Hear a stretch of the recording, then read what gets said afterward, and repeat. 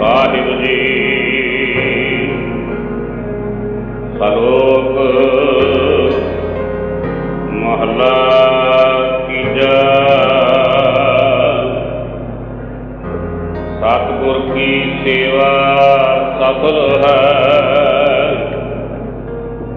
ਜੇ ਕੋ ਕਰੇ ਕਿਤ ਲਾਏ। ਮਨ ਚੁੰਡਿਆ ਫਲ ਪਾਵਣ, ਹਉਮੈ ਵਿੱਚ ਹੋ ਜਾਏ। ਸਤਿਗੁਰ ਕੀ ਸੇਵਾ ਸਫਲ ਹੈ, ਜੇ ਕੋ ਕਰੇ ਕਿਤ ਲਾਏ। ਮਨ ਚੁੰਡਿਆ ਫਲ ਪਾਵਣ, ਹਉਮੈ ਵਿੱਚ ਹੋ ਜਾਏ। ਗੁਰੂ ਸਾਸਨ ਜੀ ਫਤਿਹ ਪ੍ਰਵਾਨ ਕਰਨੀ। ਵਾਹਿਗੁਰੂ ਜੀ ਕਾ ਖਾਲਸਾ, ਵਾਹਿਗੁਰੂ ਜੀ ਕੀ ਫਤਿਹ। ਧਰਮ ਦਾ ਜਿਤਨਾ ਉਪਦੇਸ਼ ਅਵਤਾਰਾਂ ਦੇ ਰਾਹੀਂ, ਧਰਮ ਦੇ ਮਹਾਨ ਗ੍ਰੰਥਾਂ ਦੇ ਰਾਹੀਂ ਤੇ ਉਪਦੇਸ਼ਾਂ ਦੇ ਰਾਹੀਂ ਜੋ ਦਿੱਤਾ ਗਿਆ ਹੈ, ਉਹ ਕੇਵਲ ਮਨ ਨੂੰ ਸਮਝਾਉਣ ਵਾਸਤੇ ਬੋਲਦੇ ਰਹੇ ਅਵਤਾਰ। ਮਨ ਨੂੰ ਇਹ ਸਮਝਾਉਣ ਵਾਸਤੇ ਚੱਲ ਰਹੀ ਹੈ ਦੁਨੀਆ ਭਰ ਵਿੱਚ ਧਰਮ ਗ੍ਰੰਥਾਂ ਦੀ ਵਿਆਖਿਆ। ਮਨ ਨੂੰ ਹੀ ਸਮਝਾਉਣ ਦੀ ਖਾਤਰ ਚੱਲ ਰਹੀਆਂ ਨੇ ਕਥਾ ਕਹਾਣੀ। ਮਨ ਸਾਡਾ ਤੀਜਾ ਸਰੀਰ ਹੈ, ਮੱਧ ਦੇ ਵਿੱਚ ਹੈ। ਇਸ ਤੋਂ ਪਹਿਲੇ ਦੋ ਸਰੀਰ ਨੇ, ਮਨ ਦੇ ਪਿੱਛੇ ਵੀ ਦੋ ਸਰੀਰ ਖੜੇ ਨੇ। ਇਹ ਮੱਧ ਦੇ ਵਿੱਚ ਹੈ। ਸਾਰੀ ਸਿੱਖਿਆ ਦੀਕਸ਼ਾ ਇਸ ਮਨ ਨੂੰ, ਸਾਰਾ ਸਮਝਣਾ ਸਮਝਾਣਾ ਇਸ ਮਨ ਨੂੰ। ਮਨ ਕਿਸ ਦਾ ਸਮਝੇਗਾ? ਜੋ ਮਨ ਦੇ ਤਲ ਤੇ ਪਹੁੰਚੇ। ਇਹ ਪਹੁੰਚਣਾ ਕਿਸ ਨੇ? ਸਾਡੀ ਚੇਤਨਾ ਨੇ, ਸਾਡੇ ਧਿਆਨ ਨੇ। ਜੇ ਕੋ ਕਰੇ ਚਿਤ ਲਾਏ। ਸਾਡੀ ਚੇਤਨਾ ਨੇ, ਸਾਡੇ ਧਿਆਨ ਨੇ। ਜਿਹੜੇ ਪਸ਼ੂ ਤੇ ਪਕਸ਼ੀ ਨੇ, ਇਹਨਾਂ ਦਾ ਧਿਆਨ ਪਹਿਲੇ ਹੀ ਸਰੀਰ ਤੇ ਰੁਕਿਆ ਹੋਇਆ ਹੈ। ਇਹਨੂੰ ਅਨਮਈ ਕੋਸ਼ ਕਹਿੰਦੇ। ਕੋਈ ਉਹਨਾਂ ਨੂੰ ਗਿਆਨ ਨਹੀਂ ਹੈ ਪ੍ਰਾਣਮਈ ਕੋਸ਼ ਦਾ, ਕੋਈ ਉਹਨਾਂ ਨੂੰ ਸਮਝ ਨਹੀਂ ਹੈ ਮਨਮਈ ਕੋਸ਼ ਦਾ, ਕੋਈ ਉਹਨਾਂ ਨੂੰ ਪਤਾ ਨਹੀਂ ਹੈ ਵਿਗਿਆਨਮਈ ਕੋਸ਼ ਦਾ, ਆਨੰਦਮਈ ਕੋਸ਼ ਦਾ। ਅਸੀਂ ਪੰਜ ਸਰੀਰਾਂ ਦੇ ਜੋੜ ਹਾਂ। ਪ੍ਰਭੂ ਨੇ ਇਹ ਜੀਵਨ ਦਾ ਜੋ ਮਹਿਲ ਸਾਨੂੰ ਦਿੱਤਾ ਹੈ, ਇਹਦੇ ਕਮਰੇ ਪੰਜ ਨੇ। ਤੇ ਪੰਜਾਂ ਹੀ ਕਮਰਿਆਂ ਵਿੱਚ ਉਸ ਪਰਮਾਤਮਾ ਨੇ ਸਾਜ਼ੋ ਸਮਾਨ ਰੱਖਿਆ ਹੋਇਆ ਹੈ। ਸਾਨੂੰ ਕੁਝ ਰੱਖਣ ਦੀ ਲੋੜ ਨਹੀਂ। ਇਹਨਾਂ ਪੰਜਾਂ ਹੀ ਕਮਰਿਆਂ ਵਿੱਚ ਬਹੁਤ ਕੁਝ ਹੈ। ਸਿਰਫ ਅਸੀਂ ਪ੍ਰਵੇਸ਼ ਕਰਨਾ ਹੁੰਦਾ ਤੇ ਪ੍ਰਾਪਤ ਕਰ ਲੈਣਾ। ਤੇ ਪ੍ਰਵੇਸ਼ ਕਿਸਨੇ ਕਰਨਾ ਹੁੰਦਾ? ਸਾਡੇ ਧਿਆਨ ਨੇ।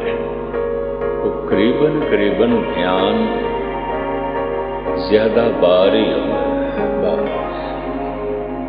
ਉਹਨੂੰ ਅਸੀਂ ਕਹਿੰਦੇ ਹਾਂ ਬਾਹਰ ਮੁਖੀ। ਮਨੁੱਖ ਇਤਨਾ ਬਾਹਰ ਮੁਖੀ ਕਿਉਂ ਹੈ? ਜਿਨ੍ਹਾਂ ਨੂੰ ਅਸੀਂ ਦਾਰਸ਼ਨਿਕ ਕਹਿੰਦੇ ਹਾਂ, ਚਿੰਤਕ ਕਹਿੰਦੇ ਹਾਂ, ਬਾਹਰ ਮੁਖੀ ਨੇ। ਅੱਜ ਦੇ ਸਮੇਂ 'ਚ ਜਿਨ੍ਹਾਂ ਨੂੰ ਅਸੀਂ ਬੜੇ ਸੰਤ ਕਹਿੰਦੇ ਹਾਂ, ਇਹ ਵੀ ਬਾਹਰ ਮੁਖੀ ਨੇ। ਇਹਨਾਂ ਦੀ ਵੀ ਲੜਾਈ ਬਾਹਰ ਹੈ।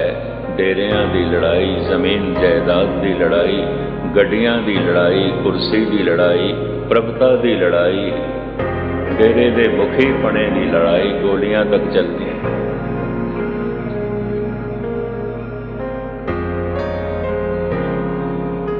ਬਾਹਰ ਮੁਖੀ ਅੱਜ ਦੇ ਵਿਚਾਰਕ, ਅੱਜ ਦੇ ਦਾਰਸ਼ਨਿਕ,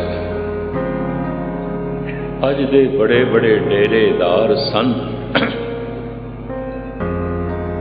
ਕੋਈ ਮਨੁੱਖੀ ਜੀਵਨ ਦੀ ਤਾਮੀਰ ਕੀਤੀ ਹੋਵੇ, ਕੋਈ ਭਗਤ ਪੈਦਾ ਕੀਤੇ ਹੋਵਨ, ਕੋਈ ਆਤਮਦਰਸ਼ੀ ਪੈਦਾ ਕੀਤੇ ਹੋਵਨ, ਕਦੇ ਨਹੀਂ। ਉੱਚੀਆਂ ਉੱਚੀਆਂ ਬਿਲਡਿੰਗਾਂ ਆਪਣੀਆਂ ਜ਼ਰੂਰ ਬਣਾਈਆਂ, ਬਾਕੀ ਕੁਛ ਨਹੀਂ ਹੈ। ਧਿਆਨ ਇਤਨਾ ਬਾਹਰਮੁਖੀ ਕਿਉਂ ਹੈ? ਇਹ ਜਿਹੜਾ ਅਨਮਈ ਕੋਸ਼ ਹੈ ਨਾ, ਇਹਦੀਆਂ ਸਾਰੀਆਂ ਲੋੜਾਂ ਹੀ ਬਾਹਰੋਂ ਪੂਰੀਆਂ, ਅੰਦਰੋਂ ਨਹੀਂ ਹੋਣ। ਇਸ ਵਾਸਤੇ ਧਿਆਨ ਬਾਹਰ ਹੈ। ਜਿਹੜਾ ਜਿਹੜਾ ਵੀ ਅਨਮਈ ਕੋਸ਼ ਦੇ ਤਲ ਤੇ ਰੁਕਿਆ ਹੋਇਆ ਹੈ, ਸਿਰਫ ਇਸ ਪਹਿਲੇ ਕਮਰੇ ਨਾਲ ਹੀ ਮਤਲਬ ਹੈ, ਉਹ ਬਾਹਰਮੁਖੀ ਹੈ। ਔਰ ਜੋ ਸਿਰਫ ਅਨਮਈ ਕੋਸ਼ ਦੇ ਰੁਕਿਆ ਹੋਇਆ ਹੈ, ਉਹ ਕੋਈ ਪਸ਼ੂਆਂ ਨਾਲੋਂ ਅੱਗੇ ਨਹੀਂ ਹੈ, ਕਿਉਂਕਿ ਪਸ਼ੂ ਵੀ ਇੱਥੇ ਹੀ ਰੁਕੇ ਹੋਏ। ਪਸ਼ੂ ਵੀ ਬਾਹਰਮੁਖੀ ਨੇ, ਉਹਨਾਂ ਦਾ ਵੀ ਸਭ ਕੁਝ ਬਾਹਰ ਹੈ ਤੇ ਬਾਹਰ ਹੀ ਟੋਲਣ ਨੂੰ ਜਾਂਦੇ ਨੇ। ਤਨ ਨੂੰ ਚਾਹੀਦਾ ਰਿਜ਼ਕ, ਲੱਭਣ ਜਾਂਦੇ ਨੇ, ਸਾਰਾ ਦਿਨ ਲੱਭਦੇ ਨੇ। ਰਿਜ਼ਕ ਨੂੰ ਲੱਭਣਾ ਹੈ, ਇਹਦੀ ਨਿੰਦਾ ਨਹੀਂ, ਕਿਉਂਕਿ ਅਨਮਈ ਕੋਸ਼ ਦੀ ਲੋੜ ਹੈ। ਪਰ ਸਿਰਫ ਅਨਮਈ ਕੋਸ਼ ਨੂੰ ਹੀ ਸਮਝ ਲੈਣਾ ਅਸੀਂ ਇਹੀ, ਇਹ ਮਨੁੱਖ ਰੁਕੇ ਹੋਇਆ ਹੈ, ਇਹ ਕੁਛ ਵੀ ਨਹੀਂ, ਇਹ ਪਸ਼ੂ ਹੈ।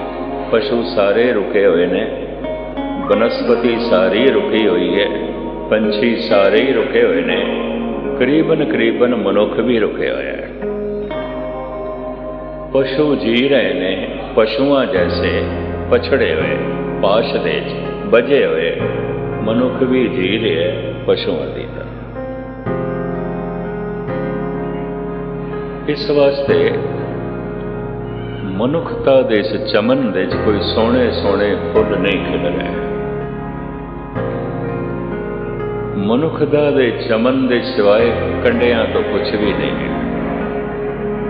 ਈਰਖਾ ਦੇ ਕੰਡੇ ਨੇ, ਕ੍ਰੋਧ ਦੇ ਕੰਡੇ ਨੇ, ਵਿਤਕਰਿਆਂ ਦੇ ਕੰਡੇ ਨੇ, ਦੁਬਦਾ ਦੇ ਕੰਡੇ ਨੇ, ਕਲ ਕਲੇਸ਼ ਦੇ ਕੰਡੇ ਨੇ। ਇਤਨੇ ਕੰਡੇ, ਇਹ ਕੰਡੇ ਹੀ ਕੰਡੇ ਪੈਦਾ ਹੋਏ। ਜਿੱਥੇ ਕੰਡੇ ਹੀ ਕੰਡੇ ਹੋਵਨ ਉਹਨੂੰ ਚਮਨ ਨਹੀਂ ਕਹਿੰਦੇ, ਜਿੱਥੇ ਫੁੱਲ ਹੀ ਫੁੱਲ ਹੋਵਨ ਉਹਨੂੰ ਚਮਨ ਕਹਿੰਦੇ। ਹੋ ਸਕਦਾ ਸੀ ਮਨੁੱਖ ਚਮਨ, ਹੋ ਗਿਆ ਮਨੁੱਖ ਕੇਵਲ ਕੰਡਿਆਂ ਦਾ ਇਕੱਠ। ਉਸ ਦਾ ਇੱਕ ਮੂਲ ਕਾਰਨ ਕਿ ਮਨੁੱਖ ਰੁਕ ਗਿਆ ਇਸ ਅਨਮਈ ਕੋਸ਼ ਤੇ। ਇਸ ਅਨਮਈ ਕੋਸ਼ ਦੇ ਰਾਹੀਂ ਧਿਆਨ ਬਾਹਰ ਜਾਂਦਾ ਹੈ ਤੇ ਬਾਹਰ ਜਾਣ ਦੇ ਪ੍ਰਭੂ ਨੇ 9 ਦਰਵਾਜ਼ੇ ਵੀ ਬਣਾ ਦਿੱਤੇ ਨੇ। 9 ਦੁਆਰੇ ਪ੍ਰਗਟ ਕੀਏ, 10ਵਾਂ ਗੁਪਤ ਰਖਾਇਆ। ਹਰ ਜਿਉ ਗੁਫਾ ਅੰਦਰ ਰੱਖ ਕੇ ਵਾਜਾ ਪਾਉਣ ਵਜਾਇਆ, ਵਜਾਇਆ ਵਾਜਾ ਪਾਉਣ। 9 ਦੁਆਰੇ ਪ੍ਰਗਟ ਕੀਏ, 10ਵਾਂ ਗੁਪਤ ਰਖਾਇਆ। ਇਹ 9 ਦਰਵਾਜ਼ੇ ਖੁੱਲੇ ਨੇ, ਖੁੱਲੇ ਨੇ। ਗਿਆਨ ਅੱਖਾਂ ਦੇ ਰਾਹੀਂ, ਕੰਨਾਂ ਦੇ ਰਾਹੀਂ, ਨਾਸਕਾ ਦੇ ਰਾਹੀਂ, ਤਵਚਾ ਦੇ ਰਾਹੀਂ, ਰਸਨਾ ਦੇ ਰਾਹੀਂ ਬਾਹਰ ਜਾਂਦਾ।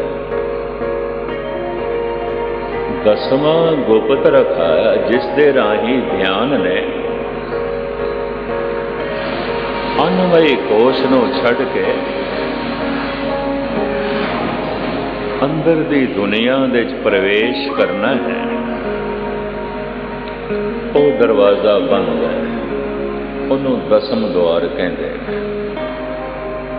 10ਵਾਂ ਦਰਵਾਜ਼ਾ। ਇਹ 9 ਦਰਵਾਜ਼ੇ ਨੇ, ਇਹ ਦੂਸਰਾ 10ਵਾਂ। ਵਿਗਿਆਨ ਨੇ, ਸਾਇੰਸ ਨੇ ਅਜੇ 10ਵੇਂ ਦੁਆਰ ਨੂੰ ਨਹੀਂ ਮੰਨਿਆ। ਦੂਸਰਾ, ਕਿਸੇ ਹੱਦ ਤੱਕ ਸਾਇੰਸ ਦੀ ਖੋਜ ਸਰੀਰ ਤੇ ਰੁਕੀ ਹੋਈ ਹੈ। ਇਸ ਵਾਸਤੇ ਬੜੇ ਬੜੇ ਸਰੀਰ ਸ਼ਾਸਤਰੀ ਮੌਜੂਦ ਨੇ, ਵੈਦ ਮੌਜੂਦ ਨੇ, ਹਕੀਮ ਮੌਜੂਦ ਨੇ, ਡਾਕਟਰ ਮੌਜੂਦ ਨੇ। ਬੜੇ ਧਿਆਨ ਨਾਲ ਸੁਣ ਲੈਣਾ, ਅਗਰ ਡਾਕਟਰ ਵੀਰ ਬੈਠੇ ਹੋਣ ਉਹ ਵੀ ਸੁਣ ਲੈਣ। ਅੱਜ ਜਿਤਨੀ ਮੈਡੀਕਲ ਸਾਇੰਸ ਸਿਖਰ ਤੇ ਪਹੁੰਚੀ ਹੈ, ਪਹਿਲੇ ਨਹੀਂ ਸੀ। ਇੰਨੀਆਂ ਮਸ਼ੀਨਾਂ, ਇਤਨੇ ਸਾਧਨ, ਨਸ ਨਸ ਦੀ ਫੋਟੋ ਬਾਹਰ ਆ ਜਾਂਦੀ ਐਕਸਰੇ ਦੇ ਰਾਹੀਂ। ਅੱਜ ਜਿਤਨਾ ਸਰੀਰ ਦਾ ਗਿਆਨ ਵਿਕਸਿਤ ਹੋਇਆ ਹੈ, ਪਹਿਲੇ ਨਹੀਂ ਸੀ। ਅੱਜ ਜਿਤਨੀ ਮੈਡੀਕਲ ਸਾਇੰਸ ਸਿਖਰ ਤੇ ਪਹੁੰਚੀ ਹੈ, ਪਹਿਲੇ ਕਦੇ ਹੀ ਨਹੀਂ ਸੀ। ਹੁੰਦੇ ਸਨ ਹਕੀਮ ਵੈਦ, ਪਰ ਇਤਨਾ ਬੋਧ ਸਰੀਰ ਦਾ ਨਹੀਂ ਸੀ ਜਿਹੜਾ ਕਿ ਅੱਜ ਹੈ। ਤੋ ਸਰੀਰ ਦਾ ਗਿਆਨ, ਮੈਡੀਕਲ ਸਾਇੰਸ ਅੱਜ ਜਿਤਨੀ ਸਿਖਰ ਤੇ ਪਹੁੰਚੀ ਹੈ, ਪਹਿਲੇ ਨਹੀਂ ਸੀ।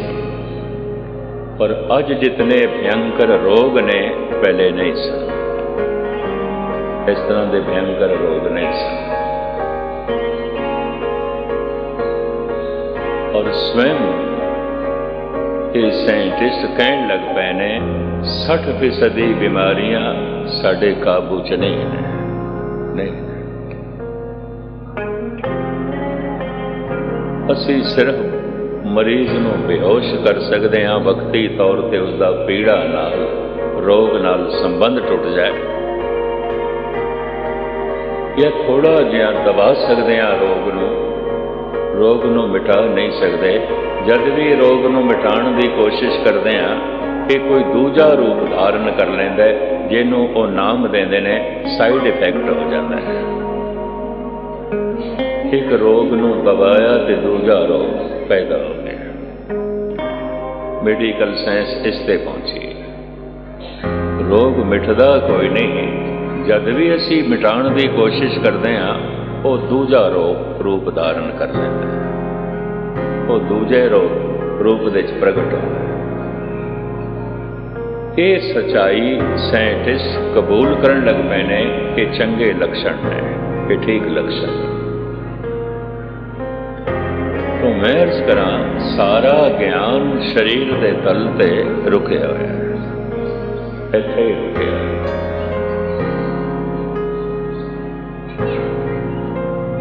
ਧਿਆਨ ਬਾਹਰ ਮੁਖੀ ਹੈ, ਕਿਉਂਕਿ ਸਰੀਰ ਦੀਆਂ ਸਾਰੀਆਂ ਹੀ ਲੋੜਾਂ ਬਾਹਰੋਂ ਹੀ ਪੂਰੀਆਂ ਹੁੰਦੀਆਂ ਨੇ। ਅੱਖਾਂ ਨੂੰ ਜੋ ਚਾਹੀਦਾ ਹੈ, ਰੂਪ ਤੇ ਬਾਹਰੋਂ ਹੀ ਲੱਭਣਾ ਪਏਗਾ, ਰੰਗ ਤੇ ਬਾਹਰੋਂ ਹੀ ਲੱਭਣੇ ਪੈਣਗੇ, ਤਮਾਸ਼ੇ ਤੇ ਬਾਹਰੋਂ ਹੀ ਲੱਭਣੇ ਪੈਣਗੇ।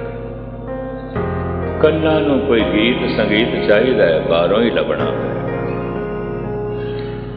ਜ਼ਬਾਨ ਨੂੰ ਕੋਈ ਰਸ ਚਾਹੀਦੇ ਨੇ, ਬਾਹਰੋਂ ਹੀ ਸਾਧਨ ਜੁਟਾਣੇ ਪੈਣਗੇ। ਨਾਸਕਾ ਨੂੰ ਸੁਗੰਧ ਚਾਹੀਦੀ ਹੈ, ਖਲੜੀ ਨੂੰ ਸਪਰਸ਼ਤਾ ਚਾਹੀਦੀ, ਇਹ ਸਾਰੇ ਸਾਧਨ ਬਾਹਰੋਂ ਜੁਟਾਣੇ ਪੈਣਗੇ। तो ध्यान बाहर मुखी है। सारी जिंदगी इन्हां शरीर की पूर्ति जिस दे 9 दरवाजे ने, इन्हां दे राहीं ध्यान बाहर भटकदा है ते पूर्ति करदा है। कोई 10वां द्वार भी है जिहदे राहीं मनुख अंदर प्रवेश कर सकता है। ऐसा साइंस ने मनिया नहीं है, ऐसा विज्ञान ने मनिया नहीं है। यही कारण है कि साइंस ने अजे परमात्मा को भी नहीं मनिया, ईश्वर को भी नहीं मनिया। तो जो सिर्फ साइंस को ही पढ़ लेंदे ने, मैं तो देखदा सिख जगत के धार्मिक मैगजीन जो कहते हैं असी कि धार्मिक मैगजीन कढ़िया, वो भी नास्तिकता का प्रचार कर रहे हैं। क्यों? वो लिखारी भी, उन्होंने भी सिर्फ साइंस पढ़ी है, सिर्फ अनवयी कोश के तल ते रुके हुए ने। ਅੰਤਰੀਵ ਦੁਨੀਆ ਦਾ ਉਹਨਾਂ ਨੂੰ ਵੀ ਕੋਈ ਭੋਗ ਨਹੀਂ। ਅੰਤਰੀਵ ਦੁਨੀਆ 'ਚ ਪ੍ਰਵੇਸ਼ ਤਰਕ ਨਾਲ ਨਹੀਂ ਮਿਲਦਾ, ਸ਼ਰਧਾ ਨਾਲ ਮਿਲਦਾ ਹੈ। ਅੰਤਰੀਵ ਦੁਨੀਆ 'ਚ ਮਨੁੱਖ ਪ੍ਰਵੇਸ਼ ਕਰੇਗਾ ਤਰਕ ਨਾਲ ਨਹੀਂ, ਭਰੋਸੇ ਨਾਲ, ਵਿਸ਼ਵਾਸ ਨਾਲ, ਸ਼ਰਧਾ ਨਾਲ। ਜਿਸ ਨੂੰ ਦੇਖਿਆ ਨਹੀਂ, ਜਿਹੜੀ ਦੁਨੀਆ ਦੇਖੀ ਨਹੀਂ, ਵਿਸ਼ਵਾਸ ਕਰੀਏ। ਜਿਹੜਾ ਜਗਤ ਦੇਖਿਆ ਨਹੀਂ, ਉਸ ਤੇ ਸ਼ਰਧਾ ਕਰੀਏ। ਉਹ ਸ਼ਰਧਾ ਕਿਵੇਂ ਕਰੀਏ? ਉਸ ਦੇਸ਼ ਦੀ ਮਹਾਨਤਾ ਸੁਣ ਸੁਣ ਕੇ ਉਹ ਪ੍ਰਭਾਵਿਤ ਹੋ। ਇਸ ਵਾਸਤੇ ਧਰਮ ਦਾ ਪਹਿਲਾ ਬੋਧ, ਧਰਮ ਦੀ ਪਹਿਲੀ ਸਾਧਨਾ ਸਿਰਫ ਸਰੋਤ ਤੇ ਖੜੀ ਹੈ, ਸੁਣਨ ਤੇ ਖੜੀ ਹੈ। ਤੂੰ ਸੁਣ ਕੀਰਤਨ, ਤੂੰ ਸੁਣ ਕਥਾ, ਤੂੰ ਸੁਣ ਗੁਰੂਆਂ ਦੀ ਬਾਣੀ, ਤੂੰ ਸੁਣ ਮਹਾਂਪੁਰਸ਼ਾਂ ਦੇ ਬੋਲ। ਠੀਕ ਹੈ, ਇਹ ਬੋਲ ਜਿਸ ਦੁਨੀਆ ਦੀ ਗੱਲ ਕਰਦੇ ਨੇ ਤੂੰ ਨਹੀਂ ਦੇਖੀ, ਇਹ ਬਾਣੀ ਜਿਸ ਸੰਸਾਰ ਦੀ ਗੱਲ ਕਰਦੀ ਹੈ ਤੂੰ ਨਹੀਂ ਦੇਖਿਆ,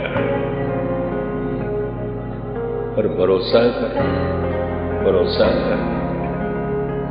ਤਾਰਕਿਕ ਬੰਦਾ, ਅੱਜ ਦੇ ਸਾਇੰਸ ਤੋਂ ਪ੍ਰਭਾਵਿਤ ਮਨੁੱਖ ਕਹਿੰਦਾ ਹੈ ਨਹੀਂ, ਮੈਂ ਦੇਖ ਲਵਾਂ ਤਾਂ ਭਰੋਸਾ ਕਰ ਸਕਦਾ, ਉਂਝ ਨਹੀਂ।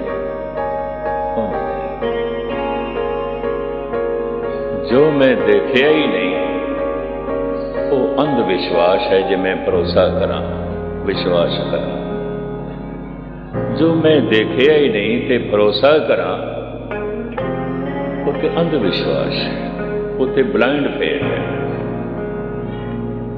ਠੀਕ ਹੈ, ਸਿਆਣੇ ਸੱਜਣ ਇੱਥੇ ਬਹੁਤ ਬੈਠੇ ਹੋਣਗੇ ਤੇ ਮੈਨੂੰ ਇਹ ਦੋ ਲਫ਼ਜ਼ ਕਹਿਣ ਦੇਣਾ, ਧਰਮ ਪਹਿਲੇ ਕਦਮ ਵਿੱਚ ਅੰਧ ਵਿਸ਼ਵਾਸ ਹੈ, ਬਲਾਈਂਡ ਫੇਥ। ਮੈਂ ਦੇਖਿਆ ਤੇ ਨਹੀਂ, ਪਰ ਮੈਨੂੰ ਭਰੋਸਾ ਕਰਨਾ ਪਏਗਾ ਕਿਉਂਕਿ ਮੈਂ ਸੁਣਿਆ, ਮੈਂ ਸੁਣਿਆ। ਮੈਂ ਦੇਖਿਆ ਤੇ ਨਹੀਂ, ਪਰ ਮੈਨੂੰ ਸ਼ਰਧਾ ਜੁਟਾਣੀ ਪਏਗੀ ਕਿਉਂਕਿ ਮੈਂ ਸੁਣਿਆ। ਇਸ ਵਾਸਤੇ ਮੰਨਣ ਨਾਲੋਂ ਤੇ ਸੱਚਖੰਡ ਦੀ ਵਿਆਖਿਆ ਕਰਨ ਤੋਂ ਪਹਿਲੇ ਗੁਰੂ ਨਾਨਕ 4 ਪੌੜੀਆਂ ਸੁਣਨ ਦੀਆਂ ਨੇ। ਯਾਤਰਾ ਸੁਣ ਕੇ ਆਰੰਭ ਹੋਵੇਗੀ, ਵੇਖ ਕੇ ਨਹੀਂ। ਇਸ ਵਾਸਤੇ ਮੈਂ ਇਹ 2 ਸ਼ਬਦ ਵੀ ਕਹਿੰਦਾ ਹਾਂ, ਕਰੀਬਨ ਐਸੇ ਤਾਰਕਿਕ ਲੋਕ ਜੋ ਸਾਇੰਸ ਤੋਂ ਹੀ ਪ੍ਰਭਾਵਿਤ ਨੇ। ਅੰਧਾ ਮਨੁੱਖ ਸਾਇੰਟਿਸਟ ਨਹੀਂ ਹੋ ਸਕਦਾ, ਨਹੀਂ ਹੋ ਸਕਦਾ, ਦੇਖ ਹੀ ਨਹੀਂ ਸਕਦਾ। ਸਾਇੰਸ ਦੀ ਸਾਰੀ ਖੋਜ, ਵਿਗਿਆਨ ਦੀ ਸਾਰੀ ਖੋਜ ਅੱਖਾਂ ਤੇ ਖੜੀ ਹੈ।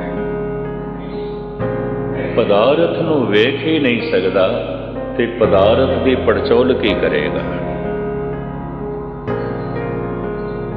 ਤੇ ਉਹਦੇ ਪੜਚੋਲ ਕਰਨ ਦਾ ਢੰਗ ਕੀ ਹੈ? ਪਦਾਰਥ ਨੂੰ ਤੋੜ ਤੋੜ ਕੇ ਦੇਖਣਾ, ਇਹਦੇ ਵਿੱਚ ਕੀ ਹੈ? ਸਰੀਰ ਦੀ ਚੀਰਾ ਫਾੜੀ ਕਰਕੇ ਦੇਖਣਾ, ਇਹਦੇ ਵਿੱਚ ਕੀ ਹੈ? ਪਦਾਰਥ ਨੂੰ ਤੋੜ ਤੋੜ ਕੇ ਦੇਖਣਾ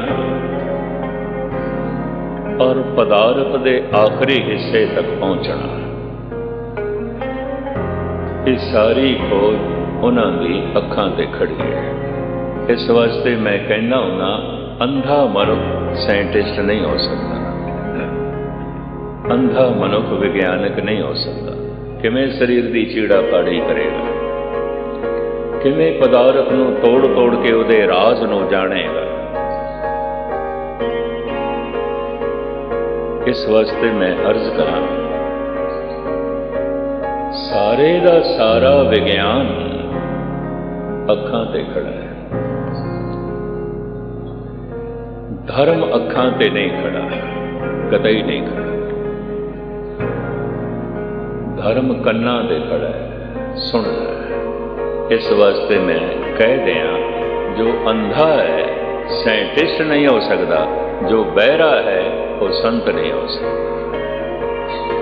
ਬੜੀ ਵੱਡੀ ਸੌਗਾਤ ਹੈ ਇਹ ਕੰਨ। जो अंधा है विज्ञानक नहीं हो सकता, पदार्थ देख ही नहीं सकता, तो जो बहरा है भगत नहीं हो सकता, सुन ही नहीं सकता। दुनिया के सारे भगतां का इतिहास पढ़ना सुन के ही प्रभावित होए, सुन के ही चल पे। सुनना कदों सफल होवेगा? जब मैं सुने हुए ते भरोसा करना। बस सारी जिंदगी तुसी गुरबाणी सुनते रहे, कीर्तन दे राही, पाठ दे राही, कथा दे राही, भरोसा नहीं बजया, ध्यान की यात्रा अंदर नहीं होगी। 50 साल पहले जिथे सही अज भी उत्थे ही होगा, कोई यात्रा नहीं होगी, नहीं होगी। ये भरोसे नाल होएगी। इहदे उत्ते मैं इतिहास का एक वाकया सुनाना होना। रायपुर दे स्वामी विवेकानंद दे बड़े अच्छे महापुरुष होए ने, जिन्होंने ऐलानिया किया इस देश की संस्कृति को बचाना है तो कम से कम हर घर दे गुरु नानक का एक सिख होना चाहिए। ये उन्होंने कहा हर घर दे कलगीधर का एक सिख होना चाहिए जे देश की संस्कृति बचानी है, देश की सभ्यता को बचाना है। उन्हें सिखां ते इतना माण किया सी, पर बदकिस्मती अज पंजाब के पिंडां की हाल देख के कई दफा ये माण टुट जाता है। उन्होंने किसी ने प्रश्न किया सी, स्वामी जी मनुख सियाणा प्राणी है, सूझवान है, क्या मनुख की दुनिया विच अंध विश्वास लई कोई थां है? क्या ब्लाइंड फेथ लई कोई थां है? विवेकानंद बड़े विचारक सन, सियाणे सन। ब्रह्म योग, राजयोग, इन्हां दियां लिखियां हुई बड़ी कीमती किताबां हैं। सहज योग, ब्रह्म योग, राजयोग के उत्ते उन्होंने अपने अनुभव लेखनी विच अंकित किए।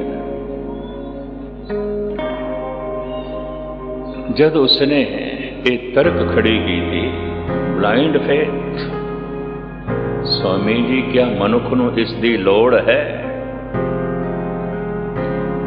विवेकानंद कहने लगे हाँ, ब्लाइंड फेथ भी चाहिए, पर एक शर्त दे नाल, जिस ते फेथ करिए वो ब्लाइंड ना हो। अंध विश्वास भी चाहिए, पर शर्त है जिस ते विश्वास करिए वो अंधा ना हो।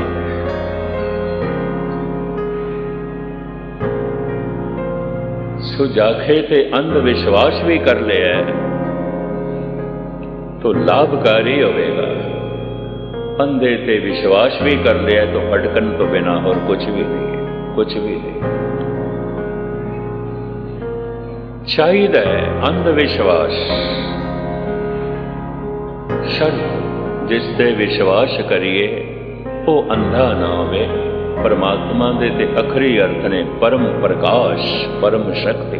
भरोसा कर, विश्वास कर।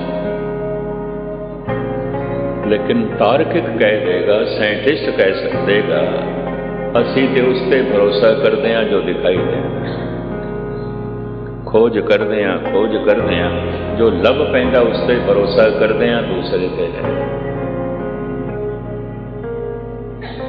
सारा विश्वास एक साइंटिस्ट का अखां ते खड़ा है, अखां ते खड़ा है। जो दिखाई देता है उस पर भरोसा है, जो नहीं दिखाई देता उन्होंने तो मनना ही नहीं। इस वास्ते चोटी के साइंटिस्ट ने भी परमात्मा को नहीं मनिया, किसी ने भी नहीं मनिया। जिहड़े साइंस को ही प्रभावित ने, साडी कौम दे बड़े बड़े दार्शनिक लिखा रहे अपने आप को ਫਿਲਾਸਫਰ ਕਹਿਣ ਵਾਲੇ, ਚਿੰਤਕ ਕਹਿਣ ਵਾਲੇ ਕਰੀਬਨ ਮੇਰੇ ਦੇਖ ਕੇ ਮਾਫ ਕਰ ਦੇਣਗੇ ਮੈਨੂੰ, ਨਾਸਤਿਕ ਨੇ।